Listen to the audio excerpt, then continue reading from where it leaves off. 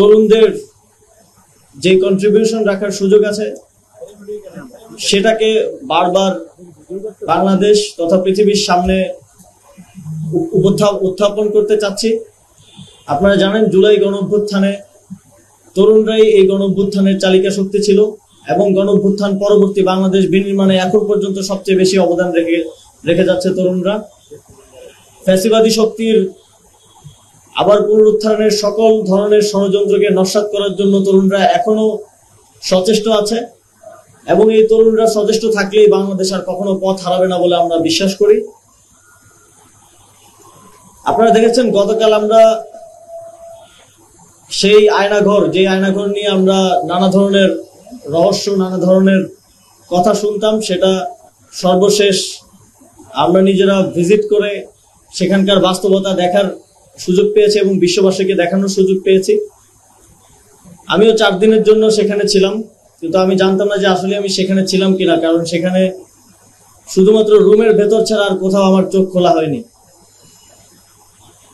আপনারা দেখেছেন যখন পুরো বিশ্ববাসী আয়নাঘর দেখলো, তারপরেও ফ্যাসিবাদী শক্তি সেটা অস্বীকার করার মতো নির্লজ্জ অবস্থান নিচ্ছে, কিন্তু সেটা করে আসলে কোনো লাভ হবে না, কারণ ইতিমধ্যেই জুলাই গণঅভ্যুত্থানে তাদের গণহত্যা ইন্টারন্যাশনালি ডকুমেন্টেড এবং প্রকাশিত হয়েছে এবং এই আয়নাঘরও ইন্টারন্যাশনালি ডকুমেন্টেড এবং প্রকাশিত হবে।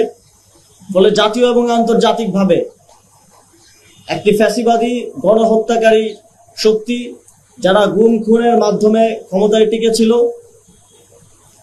তারা আজীবন জনগণের শত্রু হিসেবে স্বীকৃতি পাবে।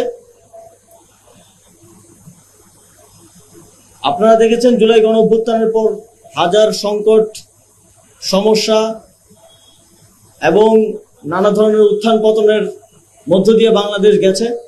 তবে এই সময়ে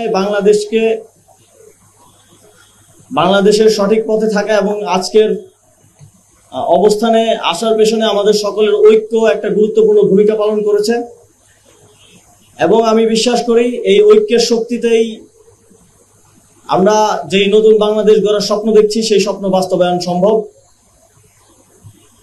এবং এই মৃত্যুঞ্জয়ী তারুণ্য যারা জুলাই গণঅভ্যুত্থানে তাদের জীবন দেওয়ার প্রত্যয় নিয়ে রাজপথে নেমে এসেছিল, তারা নতুন বাংলাদেশ গড়ার প্রত্যয়ে এখন বিভিন্নভাবে কাজ করে যাচ্ছে, কন্ট্রিবিউশন করছে। এই তারুণ্য যতদিন সঠিক পথে থাকবে আমরা একটি আদর্শ বাংলাদেশ গড়ার ক্ষেত্রে আশাবাদী এবং এদেশের জনগণ দীর্ঘমেয়াদী এই গণঅভ্যুত্থানের সুফল ভোগ করতে পারবে বলে বিশ্বাস করি। সর্বোপরি